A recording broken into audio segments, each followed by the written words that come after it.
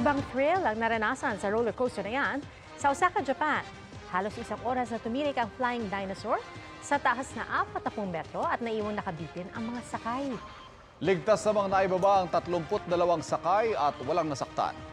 Noong 2018, tumirik din ang naturang ride at na-stuck ang mga pasahero sa loob ng 2 oras. Umulan man sa ilang lugar, hindi nito napigil ang mga Katoliko na dumalo sa unang araw ng Misa de Gallo na tradisyon sa Paskong Pinoy. Nakatutok si Bernadette Reyes. Sa nalalapit na Pasko, kaliwat kanan ng paghahanda ng mga Pilipino, mula sa mga panregalo hanggang sa Christmas parties. Pero ang tunay na diwa nito ay ang pag-alala natin sa kapanganakan ni Jesus. Dumagsa kagabi ang mga mananampalataya sa ilang simbahan sa iba't ibang bahagi ng Pilipinas bilang pagsisimula ng Misa de Gallo. Ang San Roque Cathedral sa Caloocan, mula loob hanggang labas ng simbahan, puno ng mga nagsisimba. Bantay sarado ng pulisya at ilang police auxiliary. Bawal po sa labas, Tanong po tayo, tanong po. Ito yung ginagawa natin sa kabuuan ng Kamanaba. Lahat ng simbahang Katolika na nagkakaroon ng simbang gabi ay may kaukulang seguridad. Ang mga minor de edad na walang kasamang magulang, binawalang pumasok sa simbahan. Itong crime prevention measures natin, ito po ay in relation po doon sa pagpapatupad natin ng city ordinance natin sa curfew hours sa mga minors natin. Bagamat payapa ang simula ng Misa de Gallo, may ilang nahilo at nahimatay. Pakibuhan na lang po. Na agad tinulungan ng ilang medic. Mahigpit din ang seguridad sa Misa de Gallo sa Our Lady of Peace and Good Voyage Parish sa Jensan kung saan dagsa ang mga nagsimba. Chine-check ng guard ang mga bag ng mga pumasok sa simbahan. Hindi naman napigil ng ulan ang ilang deboto na dumalo sa Misa de Gallo sa Malolos Cathedral sa Bulacan. Ang mga nasa labas ng katedral nakapayong para hindi maulanan. Para sa GMA Integrated News, Bernadette Reyes, nakatutok 24 oras. Bukas na ang inaabangang paghaharap ng San Beda Red Lions at Mapua Cardinals para sa Game 3 ng NCAA Season 99 Men's Basketball Finals. Ang San Beda gigil daw na maiuwi ang posibleng 23rd championship title ng koponan, lalo't di sila nakapasok sa finals sa nakaraang 2 season. Matindi raw ang ginawa nilang paghahanda para sa pagtatapat nila ng Mapua sa do-or-die game sa finals bukas. Pero hindi rin daw basta-basta ang papayag ang Mapua Cardinals na makuha sa kanila ang pagkakataong muling magkampiyon matapos ang mahigit 3 dekada. Bukas magkakaalaman na kung sa Mendiola o sa Intramuros mapupunta ang kampyonato. Abangan ang finals match ng San Beda at Mapua alas 2 ng hapon bukas. Mapapanood po yan live sa simulcast ng GMA at GTV. Nagpagulong-gulong at bumangga sa bako ng isang bahay ang ambulansya na yan sa Nauhan Oriental, Mindoro. At sa tindi ng pagbangga, tumilapon ang isang sakay nito. Ayon sa pulisya, galing sa pinamalayan ng ambulansya patungong Calapan City. Umiwas ito sa kasalubong na motorsiklo kaya nawalan umano ng kontrol. Sugatan ang 4 na sakay ng ambulansya at 2 sa kanila ay kritikal. Patuloy ang investigasyon sa aksidente. Bago ang formal na pagsisimula ng ASEAN-Japan Commemorative Summit na dadaluhan ni Pangulong Bongbong Marcos, ilang business deals at mga kasunduan na raw ang naikasa at nakatakdang pirmahan. Mula sa Tokyo, Japan, nakatutok live si Mariz Uman. Mariz. Konbanwa, Ivan, pasado alas 7 na ng gabi ngayon dito sa Japan. Bukas pa formal na magsisimula ang 50th ASEAN-Japan Commemorative Summit na dadaluhan ni Pangulong Bongbong Marcos. Pero ngayon pa lang ay kinumpirma na ni Trade and Industry Secretary Alfredo Pascual na abot sa mahigit 5 mga business deals at kasunduan ang mapipirmahan sa sidelines ng summit na dadaluhan ni Pangulong Bongbong Marcos. Hindi pa idinetalya ni Trade Secretary Alfredo Pascual kung ano-ano ang mahigit 5 business deals at kasunduang ito na inaasahang mapipirmahan sa Lunes. Pero patunay daw ito ng malakas na kumpiyansa ng mga namumuhunan sa ating bansa. Bukas magiging siksik ang schedule ni Pangulong Marcos sa formal na pagsisimula ng 50th ASEAN-Japan Commemorative Summit. Kabilang sa isusulong ang pagpapatatag ng relasyon ng ASEAN at Japan, partikular sa aspeto ng kapayapaan at katatagan. Pagkatapos niyan, magbibigay ang Pangulo ng speech kaugnay sa creative and sustainable economy. Sa Lunes naman ilalahad ng Pangulo sa Asia Zero Emission Community o ASEC Leaders Meeting ang mga hakbang ng Pilipinas sa pagsusulong ng clean energy. Hihikayatin din niya ang mga partner ng Pilipinas na mamuhunan sa industriya ng renewable energy. Ayon naman sa DFA, posibleng matalakay sa bilateral talks ng Pilipinas at Japan ang Reciprocal Access Agreement na magiging katumbas ng Visiting Forces Agreement ng Pilipinas at Amerika. Gayon din ang panghaharas ng China sa West Philippine Sea. Kanina, ginanap ang ASEAN-Japan Economic Co-Creation Forum na dinaluhan ni Secretary Pascual. Layo nitong patatagin pa ang economic relationship ng ASEAN at Japan at gumawa ng roadmap kung paano pa uusad ang maganda at matibay na relasyong ito. Pero ayon mismo kay Pascual, hindi ito ang forum para pag-usapan ng mga isinusulong na reforma sa economic provisions ng konstitusyon. Gayunman tuloy ang paghihikayat sa mga mamumuhunan. Kaugnay naman sa mga batikos ng ilan na naghapulpaan nila ng biyahe ang Pangulo bago matapos ang taon, sinabi ni Pascual na nababawi naman daw ito ng mga investment na naiuuwi sa mga biyahe ng Pangulo.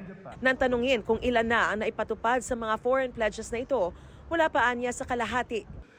As I explained, earlier on, these investment leads constitute a pipeline of projects that will be materialized over a period of time. They're not just like the fastest to set up. Magaganap na ang hapunan na hinost ni Japanese Prime Minister Kishida Fumio at ng kanyang may bahay na si Kishida Yuko para kina Pangulong Bongbong Marcos, First Lady Liza Araneta Marcos at sa kanyang delegasyon sa Akasaka Palace. Yan muna ang latest sa sitwasyon. Nag-uulat live mula rito sa Tokyo, Japan para sa GMA Integrated News. Mariz Umali nakatutok, 24 oras. Domo arigatou gozaimasu. Maraming salamat, Mariz Umali. Nasa Davao City naman si Vice President Sara Duterte habang tumatay yung caretaker ng pamahalaan ngayong nasa Japan si Pangulong Marcos para sa official visit. Ayon sa pahayag ng Office of the Vice President, pangungunahan niya ang mga pagpupulong bilang chairperson ng Executive Committee mula sa Davao Satellite Office ng OVP at Department of Education National Educators Academy of the Philippines sa Davao City. Lalaking nag-amok, binaril ng mga pulis. Paspasan natin ang iba pang mga balita. Lalaki nag-amok, patay ng mabaril ng pulisya sa Banate, Iloilo. Ayon sa pulisya, sinitan nila at pinauwi ang lalaki dahil may dalang kutsilyo. Saglit siyang lumayo, pero pagbalik ay agresibo na. Hinabol niya ang mga pulis. At nang may nadapang pulis, ay nasaksak ito sa likod. Nagdesisyon ng pulisya na barilin ang lalaki dahil naging bayolente na raw. Pero kinestyon ng mga kaanak kung bakit kailangang patayin agad. Bukod dyan, 10 taon na rin daw siyang may problema sa pag-iisip. Wala pang desisyon ng pamilya kung maghahabla sila, pero handa raw humarap ang mga pulis. Isang sibilyan naman ang tinamaan ng ligaw na bala. 3 patay nang masunog ang nasa 50 bahay sa Molo, Iloilo. Umabot sa ika-4 na alarma ang sunog. Karamihan sa mga bahay ay gawa sa light materials. Inaalam pa ng Bureau of Fire Protection ang sanhi ng apoy. Special Investigation Task Group binuo kasunod ng panloloob ng nasa 10 lalaki sa bahay ng pamilya ni LTFRB Chairman Teofilo Guadis III sa Dagupan City. Iginapos ang kasambahay nila at hinalugog ang bahay. Nasa loob ang 91 years old na nanay ni Guadis. Hindi naman siya napano, pero sabi ni Guadis, labis daw na natakot ang kanyang pamilya sa nangyari. Personal na galit ang tinitinang anggulo sa krimen. Sa panayam ng Super Radyo DZBB, sinabi ni Guadis na may persons of interest na ang mga pulis. Para sa GMA Integrated News, Oscar Oida, nakatutok, 24 oras. Nag-Christmas party ang mga bata at ilang fur parents kasama kanilang mga alaga sa Malabon Zoo. Nakasuot ng costume ang mga alagang aso't pusa na dumalo.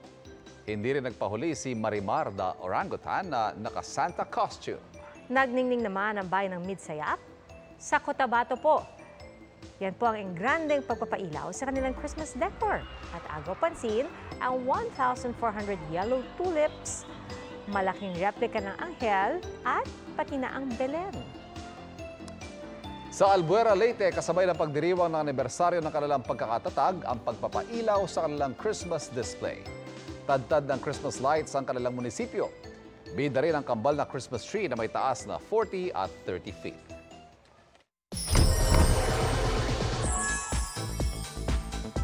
Pumarada sa Kamanava ang mga bituin at kanilang floats na bahagi ng mga pelikulang bida sa 49th Metro Manila Film Festival. Silipin natin ang Parade of Stars sa chika ni Katatibayan. Malakas na tilian ang sumalubong sa mga bituin sakay ng kani-kanilang floats sa Parade of Stars ng 49th Metro Manila Film Festival. Una sa parada ang float ng GMA Pictures at GMA Public Affairs film entry na Firefly.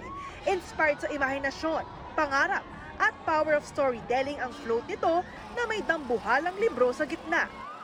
Full force na nagbigay saya ang cast nito na sina Alessandra De Rossi, Miguel San Felix, Isabel Ortega, Max Collins, Yayo Aguila at Yuen Micael. Time-based inspired naman ang float ng Rewind ni Maren Rivera at Dingdong Dantes. Nakakatuwa kasi bumalik na uli nga yung sigla ng mga tao kasi after ng pandemya, ngayon lang uli tayo nagkaroon ng ganitong pagkakataon. Tapos Manila Film Festival pa na magkasama pa kaming dalawa kaya nilulook forward talaga din namin na makita sila sa labas. Habang cherry blossoms ang sa When I Met You in Tokyo ni Vilma Santos at Christopher De Leon with Kapuso actress Cassie Legazpi. All smiles din under the sun sila Sharon Cuneta at Alden Richards sakay ng float ng Family of Two. Sakay ng kanilang Candyland team float matchy-matchy in their candy pastel dress sina Eugene Domingo at Bokwang ng Becky and Badette. May pakarosel naman ang float ng kampon ni Derek Ramsey at Beauty Gonzalez. Inabangan din ang float ng penduko na pinagbibidahan ni Mateo Gudicelli, Broken Hearts Trip, Gomburza at Malyari. Saan puwersa ang mga malalaking bituin sa Philippine showbiz industry para sa isang misyon ang ibalik ang sigla ng pelikulang Pilipino. Kaya umaasa ang lahat na sana suportahan ng pamilyang Pilipino ang 10 film entry sa Metro Manila Film Festival. Gusto natin na mabigyan buhay ang ating pelikulang Pilipino. Mahal na mahal namin ang industriyang ito. Alam natin na talagang kapag Metro Manila Film Festival sumisigla talaga yung pelikula. Gusto natin na mas marami talaga options ang mga manonood kaya sana bumalik sila sa sinihan. Mapapanood na sa mga sinihan ng MMFF entry sa araw ng Pasko, December 25. Katatibayan updated sa showbiz happenings. And that's my chika this Saturday night. Ako po si Nelson Canlaspia. Ivan? Thanks, Nelson. Salamat, Nelson. Mga kapuso, muling nagliliwanag ang lansangan sa tinaguriang Christmas capital of the Philippines ngayong gabi. Maglalaban-laban kasi ang naglalakihang mga parol sa gaganaping Lantern Festival sa Pampanga. At nakatutok doon live si Katrina Son. Katrina, Maya Pabengi. Ivan, Pia, muling inaabangan ngayong gabi ang Giant Lantern Festival dito nga yan sa San Fernando sa Pampanga. Dahil naman maglalaban-laban at magtatagisan ang mga local lantern maker, gayon din ang iba't ibang mga barangay dito. Naglalakihan, nagagandahan at syempre tatad ng mga pailaw ang mga lantern o parol na kabilang sa Lantern Festival na gaganapin ngayong gabi rito sa San Fernando, Pampanga na kilala bilang Christmas Capital of the Philippines. 10 barangay ang maglalaban ngayong taon. Ang Barangay Santo Niño, Telebastagan, San Juan, Santa Lucia, San Jose, Del Pilar, San Nicolas, Calulot, Dolores at Bulaod.